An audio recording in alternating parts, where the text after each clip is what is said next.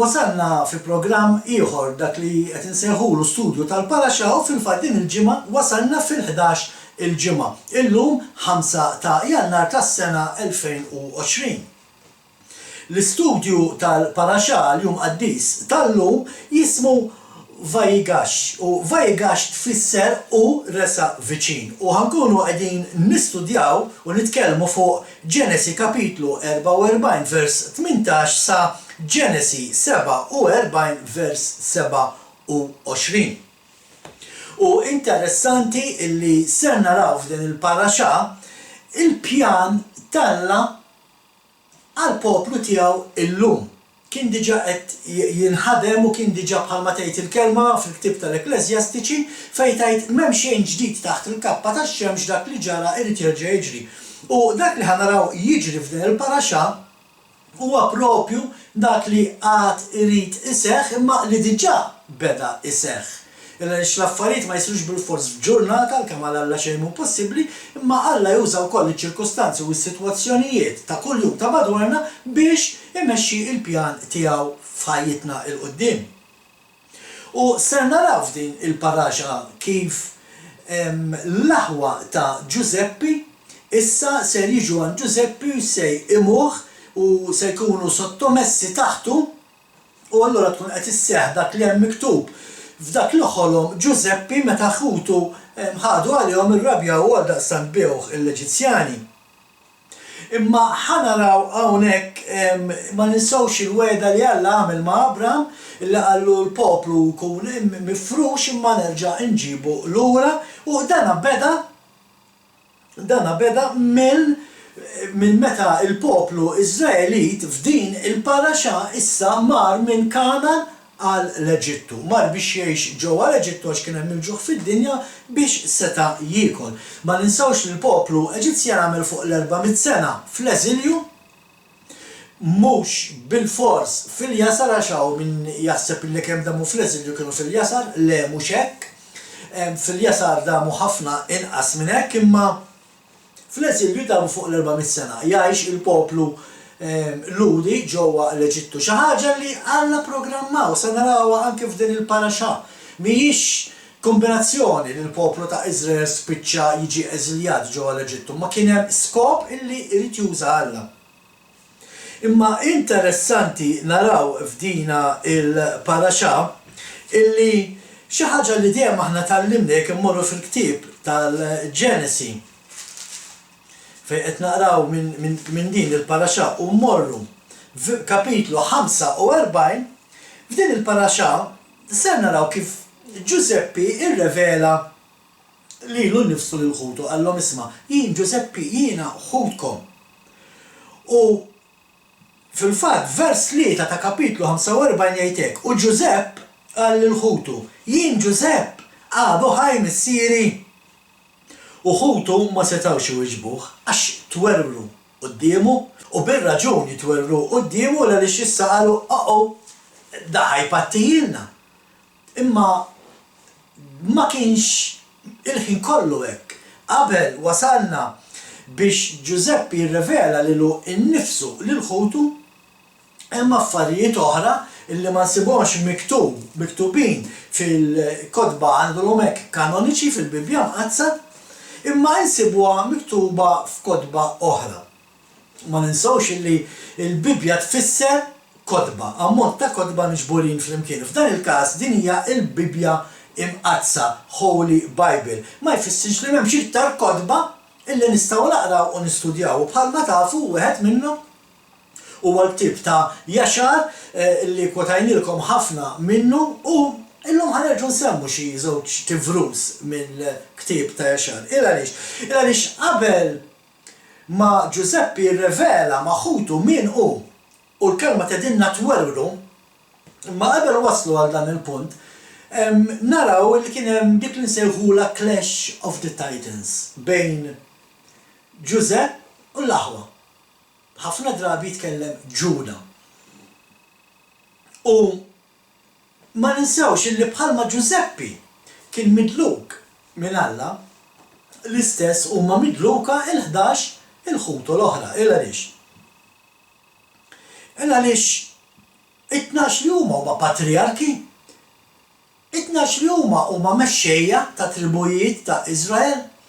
Allura bħalma Giuseppe kien midluk anke ħutu kienu midlukin mill-Ispirtu Santu biex iwettqu il-pjan ta' Alla. U għalhekk qed ngħidilkom qabel wasalna biex twerru x'kien qallhom minn Giuseppe, qabel kienu jafu li dak kien Giuseppe huhom, ma kinux qed jibżgħu minn Giuseppe.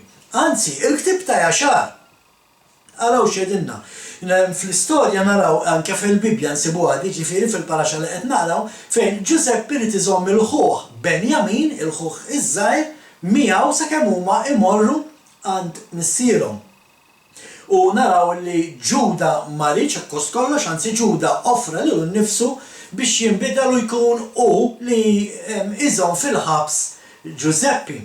Illa nixbeżaw illi jekk imorru lura minn Benjamin issa din id-darba missierhom kien imut u Ġuda kien diġà tal-kelma tiegħu ħalef il-missieru li Benjamin kien se jerġa' jġibu lura magħhom.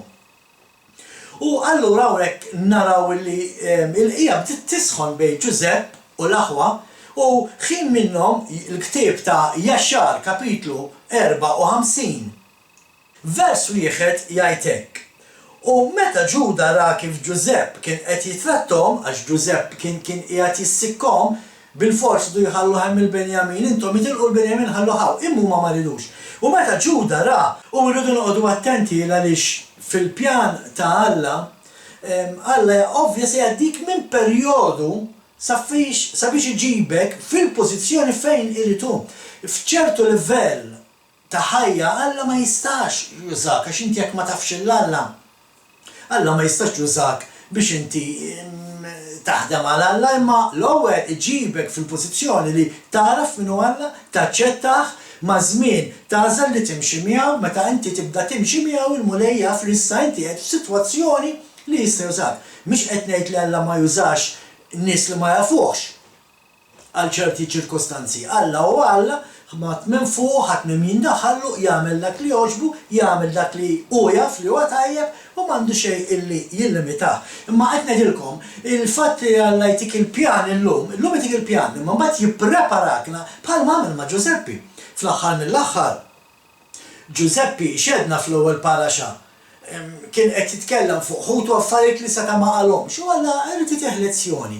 Allura spiċċa uża l-perjodu li kien fl-Eġittu ġewwa l-ħabs sa fejn sabiex il-Giuseppe ġabu fil-pożizzjoni li ritu ġabu iddixxiplinat biżżejjed biex issa seta' jużah għall-pjan tiegħu. U għalhekk ma rridux naġlu ma ninsewx bib tiegħi li għal Alla ġurnata tista' tfisser 1000 sena. Fil-fatt ċedna aħna il-poplu Iżraelita tagħmel 430 sena eżiljat ġewwa l-Eġittu sakemm Alla f'lejla waħda mbagħad ħelsu. Imma biex seta' tisseħħ dik il-lejla rridu jgħaddu 430 sena. Imma f'lejla waħda ħelsu. U ħelsu minn ġol Eġittu, ħareġ minn ġol Eġittu fi ftit sigħat u spiċċa poplu ħieles, poplu liberu, mhux aktar skjaf. Xi ħaġa li anke magħna jagħmel il-mulej. Il-moment li inti tiskopri minnu il-Messija, il-moment li inti tiskopri Jexxua huwa s-situ s-Salvatur tiegħek u taċċettah, inti tiġi meħlus mill-ewwel. Imma mbagħad għandek dik il-mixja li anke l-poplu Żraeli tagħmel 40 sena fid-deżert. U il-moment li aħna nibdew nimxew, il-mulej jibda jkabbarna fl-ispiritualità, fil-fidi tagħna, il-fidi tagħna tibda tikber u niġu f'pożizzjoni fejn Alla jista' jkompli jużana issa biex iwettaq il-pjan tiegħu. U allura nafu li hemm proċess li rridu ngħaddu minnu sakemm niġu f'dik il-pożizzjoni. Allura nqogħdu attenti li ma naġlux meta naħsbu li għandna xi kelma mant il-mulej u morru ffittxu niġġu nagħmluha meta ma jkunx il-waqt opportun. L-importanti huwa li ma naqtawx qalbna f'dak il-perjodu ta' stennija. Huwa żmien ta' stennija u ma nistgħux naqtaw qalbna. Ħafna jaqtaw qalbhom fil-mixja għax ikunu qed jistennew xi ħaġa f'ħajjithom li ma sseħħx allura jaqtaw qalbhom u ma jaqbgħux jimxu ma' Alla. U rridu nqogħdu attenti ħbib tiegħi għax Alla fil-pjan tiegħu żgur li għandu li permezz tagħna jiġbed aktar erwieħ. Lejh bħalma xi ħadd ieħor ġibed lilna. U allura rridu nqogħdu attenti għax il-mument li aħna naqtaw qalbna u nifqu wettqu l-pjan tal-mulej kapaċi nkunu qed intelfu l-eternità ma' Alla għal ħadd ieħor għalkemm Alla fil-pjan tiegħu jaf ser jiġri u jekk m'iniex se nwettqu jiena żgur li hemm diġà xi ħadd ieħor illi ħajwettaq dak il-pjan biex it-tielet persuna f'dak każ ma tintelefx. Imma jekk jiena naqta' qalbi u ma nagħmilx dak li qed jgħid lil Mulej, jien irrid nirrispondi fl-aħħar jew fil-ġudizzju il għaliex m'għamilx dak li qal li l-Mulej u ma nistax ngħidlu tajt qalbi. Naraw fil-paraxa tal-lum naraw 4 punti naqra importanti u waħda minnhom hija l-ewwel punt li ħanitkellmu fuq huwa l-interċessjoni. Interċessjoni fejn naraw fil-fatt il-paraxat tibda bl-interċessjoni u tispiċċa bl-interċessjoni. X'jiġifieri? Fil-bidu naraw il-Ġuda jinterċedi ma' Ġusepp sabiex il-Benjamin jieħdu miegħu. Kien qed jinterċedi għalih. Kien qed jiġġieled għalih. Bħalma aħna suppost fir-realm spiritwali bit-talb tagħna ninterċedu anke għal ħadd ieħor. Dak li kien qed jagħmel Ġuda. Naraw illi il-paraxa issa tispiċċa meta naqraw il-kapitli kollha ta' din il-paraxa ta' din ġimgħa, Ġuseppi jinterċedi mal-Farawni għall-familja tiegħu biex meta tiġi l-familja tiegħu ikun jista' jibgħatha tagħmar ġo pajjiż li kien jismu Goshen. Goshen li jekk intom issa iktar il-qudiem fil-paraxa fejn naraw il-kastigi ġejjin fuq l-Eġittu, naraw li fil-perjodu ta' dlam li għamel fuq l-Eġittu, wieħed mill-kastigi huwa dlam totali fuq l-Eġittu illi qastara minn kien hemm ma' ġembek, imma ġo Goshen fejn kien hemm il-poplu Alla, l-poplu Żvelit kien hemm id-dawl. Illa għax il-poplu Alla suppost jirrifletti d-dawl kull fejn ikun. U għalhekk l-Eġittu kien kollu dlam imma fejn kien hemm il-poplu Alla kien hemm id-dawl.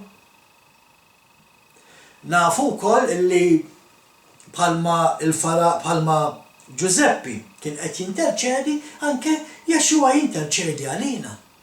Nafu li Jaxua llum qiegħed fis-Smawiet jidħol fil-post l-aktar qaddis quddiem Alla il-Missier u jinterċedi għalina. U Alla ħares ma kienx hemm. Imma x'kien qed jagħmel Ġuseppi hawnhekk? Illi l-aħwa ma kinux jafu. Ġuseppi meta kien qed jitkellem li jrid il-Benjamin jaqpa' miegħu u rrid li ħuh jaqpa' miegħu. Tgħidu ġifieri.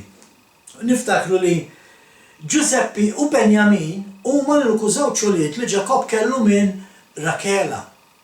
L-oħrajn għalkemm kienu ħutu imma kienu dak li bl-Ingliż ngħidulhom half brothers. Għaliex kien hemm tfal minn ta' Lea, kien hemm tfal minn ta' Zilfa li kienet waħda mis-sefturi u kien hemm tfal minn ta' Bilħa li kienet is-seftura l-oħra. Waħda kienet seftura ta' Lea u l-oħra kienet seftura ta' Rakela. Dawn kienu l-erba' nisa li kellu Ġakob. Imma minn Rakela kellu biss lil Ġuseppi u lil Benjamin.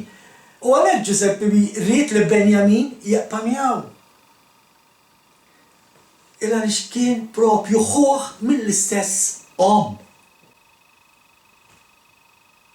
U ma ninsawx illi anke fil-natural it-tribu ta' Ġuda, għax Ġuda mhux ta' b'xejn bida jiġġieled għal Benjamin, imma it-tribu ta' Ġuda u t-tribu ta' Benjamin huma moqdin.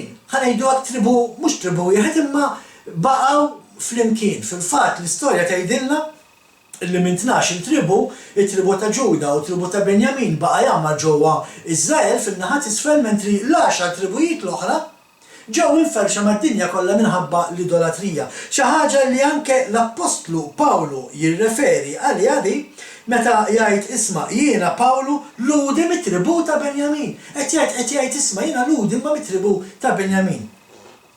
U qed jagħmel konnessjoni bejn tribu ta' Ġuda hawnhekk, il-kelma meta aħna bil-Malti ngħidu ludi, it-translazzjoni hija naqra mfatra għaliex bl-Ingliż Pawlu fil-fatt il-translazzjoni tgħid I am a Jew, ma jgħidx I'm a Hebrew, I am a Jew from the tribe of Benjamin.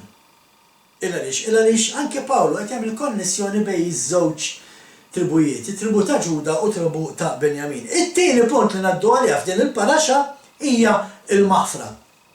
Naħseb kollha ndunajtu kollha tafu l-istorja ta' Ġuseppi li l-ħutu ħafrilhom mill-ewwel u għallhom tibżawx. Għallhom tibżawx, għallhom jien Ġuseppe ħukom mu jien ħaram lilkom xejn. Fil-fattu x'għallhom, għallhom hekk kellu jkun minn Alla, dan huwa l-pjan tal-Alla. L-pjan tal-Alla kien li intom tbeħħuni jiena niġi hawnhekk jiena nilħaq Prim Ministru nippreparalkom l-ikel nippreparalkom fejn toqgħodu biex meta jkun hawn il-ġuħ intom tiġu u tgħixu miegħi. Ġuseppe kien jaf li huwa l-pjan tal-Alla. Għallhom tinkwitawx, ħaffrilhom. Ma kellux li xkien ħaġa kontrihom. Anzi l-kelma tgħidlek beka fuqhom. U jekk taqraw l-ktib ta' Jaxar tispjega ħafna iktar kemm beka fuq ħuħ Benjamin il għaliex kien ħuħ mill-istesshom, u mbagħad beka fuq ħutu wieħed il għaliex ħabbja li reġa' taqa' magħhom. U ħaffrilhom totalment. U il-maħfra kif qed naraw hawnhekk, kif ħaffrilhom Ġuseppi. L-ewwel ma tgħidilna il-kelma kien illi bad il-kulħadd il-barra. Il-kulħadd il-barra bad Ġuseppe, għallhom oħorġu. U baqa' bisħutu. Il-għaliex, inti ma tistax il xi ħadd taħfer imma toqgħod tikxiflu b'nubietu ma' kulħadd. Ma setax Ġuseppi quddiem in-nies li kien hemm fil-kamra u jkun hemm ħafna nies fil-kamra ta' ikun hemm ħafna soldati, ħafna kien hemm dawk li bdew jagħmlu translation, interpretaw x'qed jgħidu l-Lut lil Ġuseppi jgħidu bl-Eġizzjan u dak li Ġuseppi jgħid bl-Eġizzjan jinterpretawh lil ħutu li kienu Lut. Jiġifieri kien hemm ħafna nies fil-kamra, imma Ġuseppi ma setax jikxfilhom id-dnub qudiemhom għax allura x'maħfra di. Għara, jena ħanaħfrilkom temma ħammiġkom mad-dinja kollha li għallhom itilqu l-barra. X'intelqu l-barra għallhom jien dak li intom beħħejtu ġo l-Eġittu jien Ġuseppi ħudkom. Ma għallhom tinkwitawx. Interessanti.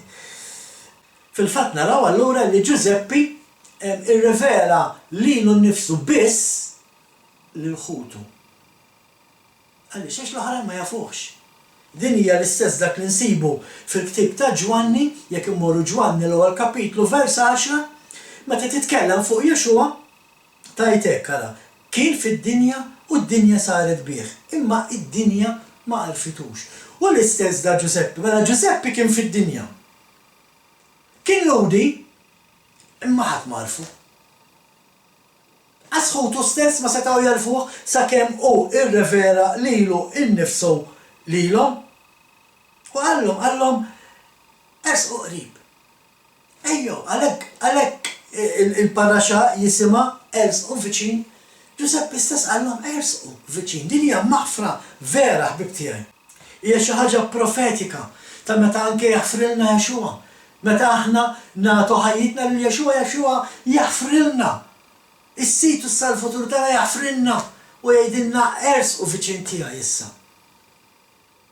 L-istess qed taraw għat-tipoloġija meta ngħidu xiġifieri meta inti taqra l-paraxa, meta inti tistudja l-paraxa fl-ewwel 5 kotba ta' Mosè, dejjem kollox jipponta lejn Jexua.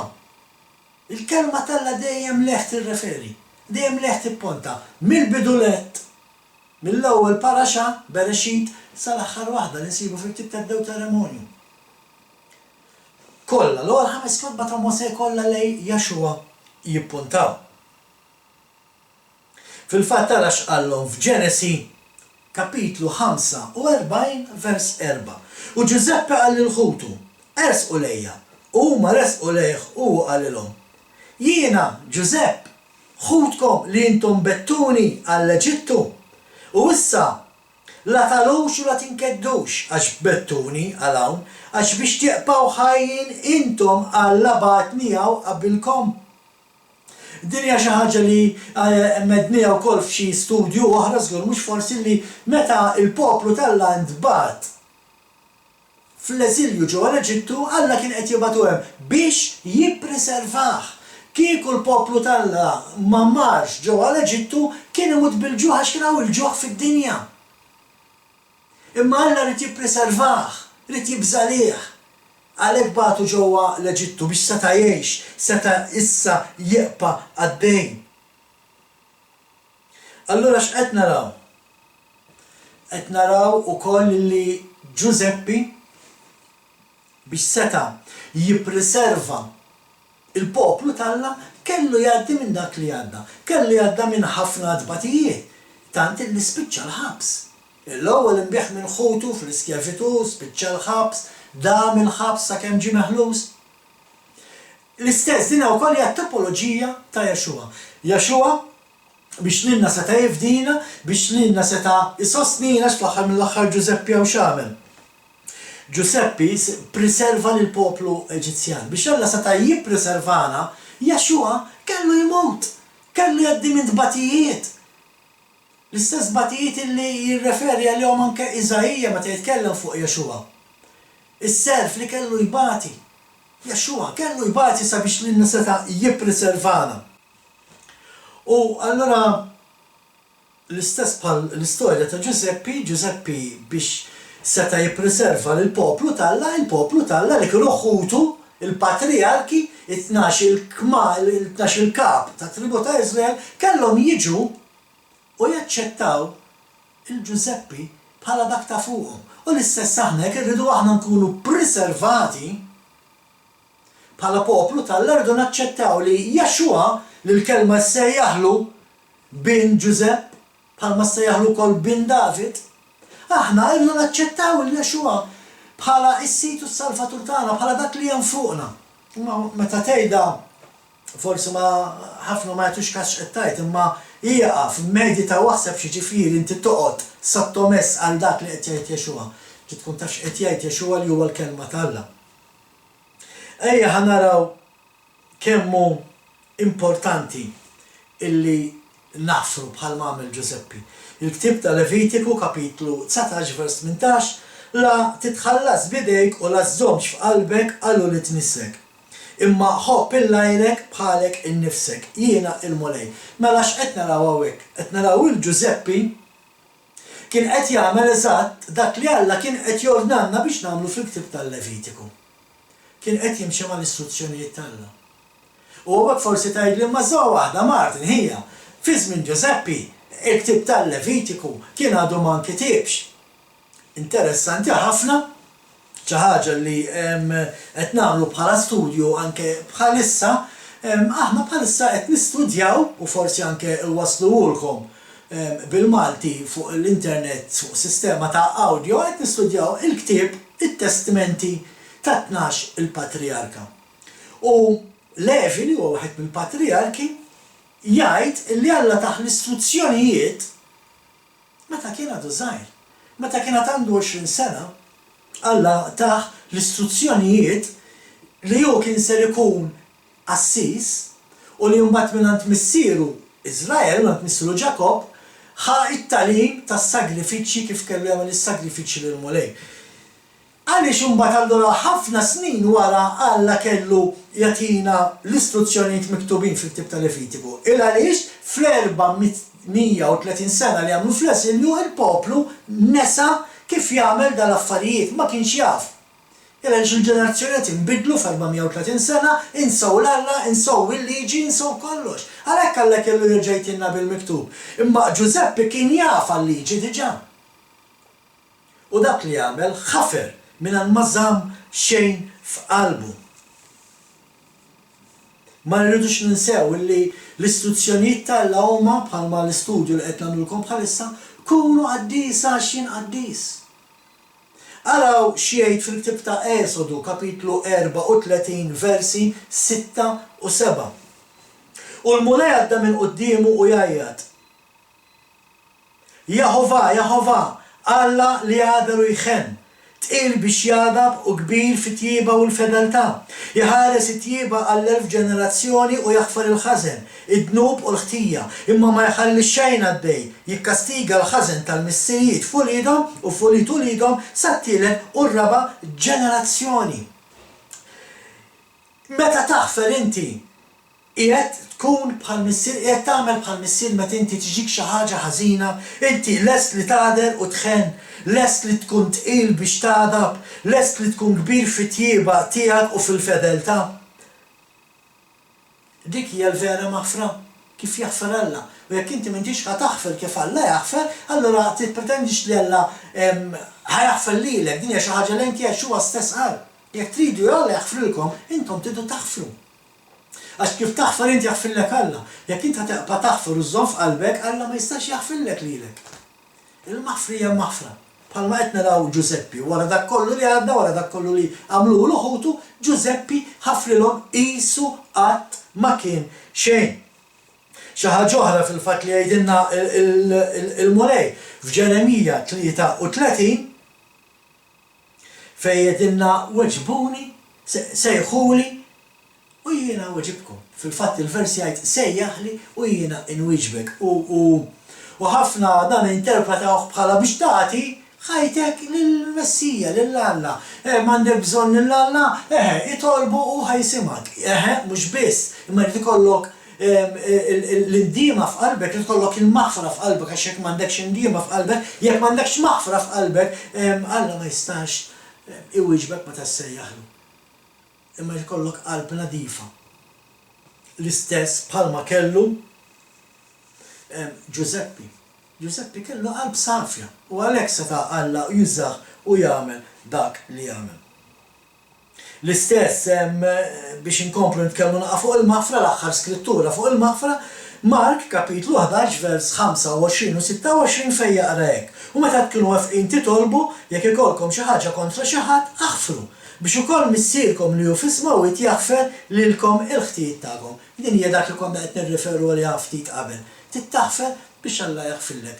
Li qed tittaħfer bħalma ħafer Giuseppe il-ħutu. Wara dak kollu li għadda minħabba fihom, imma xorta għalih qisu qatt ma kien xejn. It-tielet punt ta' din il-paraxa hija li nkunu nafu lil Jaxua. Xi ġifieri nkunu nafu lil Jaxua? Ma ninsawx li Jaxua huwa dak li jissejjaħ bin Giuseppe u bin David.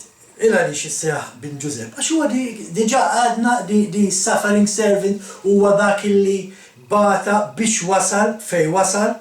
L-istess bħalma bata Giuseppe biex wasal fejn wasal f'din il-paraxa.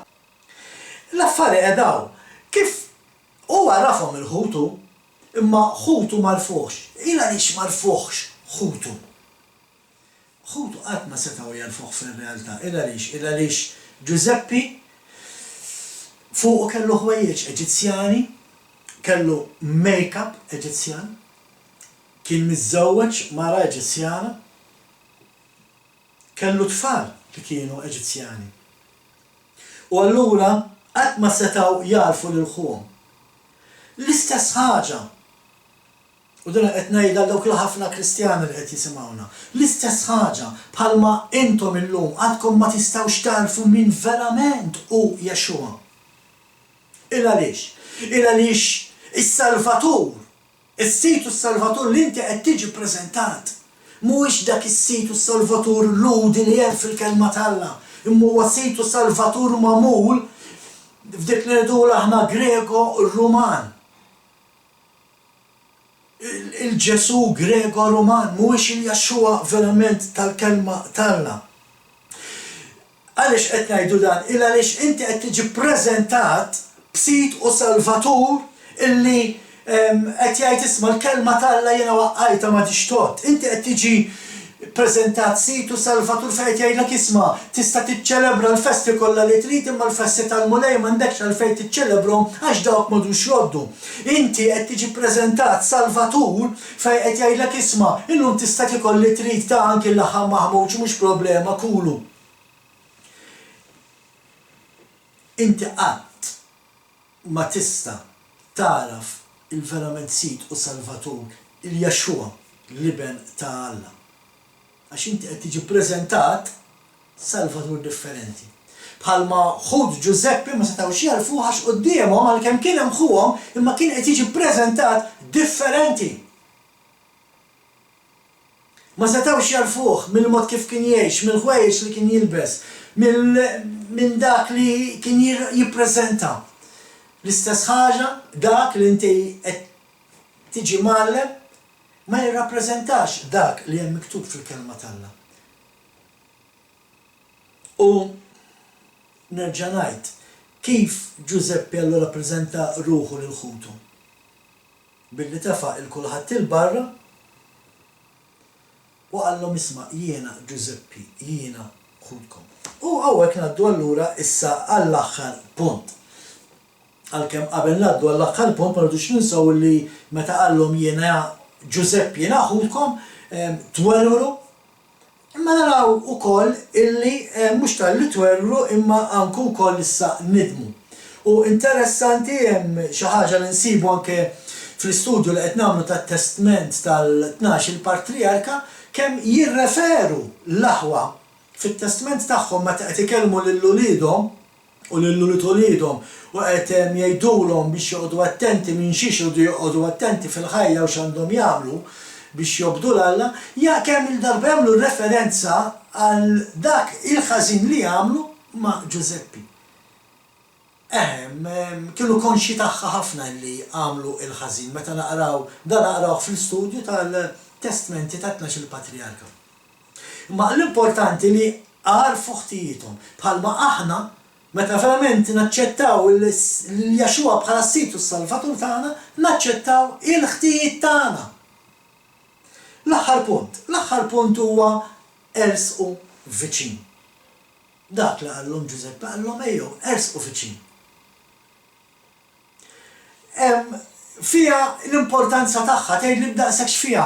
Ma kienx faċli inti titla' viċin fuq it-tron ħdej ir-re.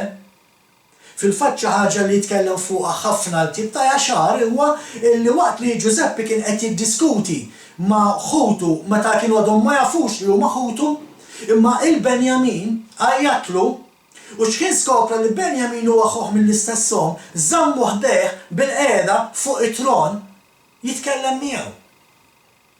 Waqt li ħutu kienu qegħdin m'għandix dubju għall-kub tiegħhom jekk mhux wiċċhom mal-art quddiem il-Farawn. Imma issa ħafrilhom, issa qallhom ersqu viċin, istess bħalma jagħmel Jaxua. Id-dnub tagħna jifridna mit-tron talla, ma nistgħux inkunu quddiem it-tron talla bid-dnub. Imma l-moment li aħna verament nindmu minn ħtijietna, verament naċċettaw il Jaxua s-Situ s-Salvatur tagħna u nibdu ngħixu l-istruzzjonijiet tiegħu, it-Torah tiegħu, Jaxua jgħidilna ersqu viċin issa, ejjew lejn it-tron. Allum f'din il-paraxà ħanifqu hawnhekk infakkarkom illi l-ġimgħa d-dieħla għandna l-aħħar parti tal-paraxà ta' Giuseppe, li il-paraxà ta' Giuseppe ittawwa l-4 ġimgħat bħalma ddilkom huwa wieħed mill-karattri li l-aktar titkellem fuq il-paraxà. Għal-4 ġimgħat ħankunu qed nitkellmu fuq Giuseppe. Hemm ħafna iktar affarijiet nistgħu ngħidu bħalma qed taraw dejjem neħlu ġo paragrafu wieħed prattikalment, illa li xtant hemm xi tajt li l-ħin huwa qasir biss biex tgħid dak kollu li għandna ngħidu. Imma bħalma dejjem ngħidu dak li m'għadniex dit-darba ngħiduh sena oħra meta nerġgħu nkunu qed nistudjaw l-istess paraxà b'tifsira differenti. Sakemm nerġa' narakom il-ġimgħa d-dieħla ħbib tiegħi f'isem sħabi ta' Malta Messjanika u Living Torah Ministries insellmilkom.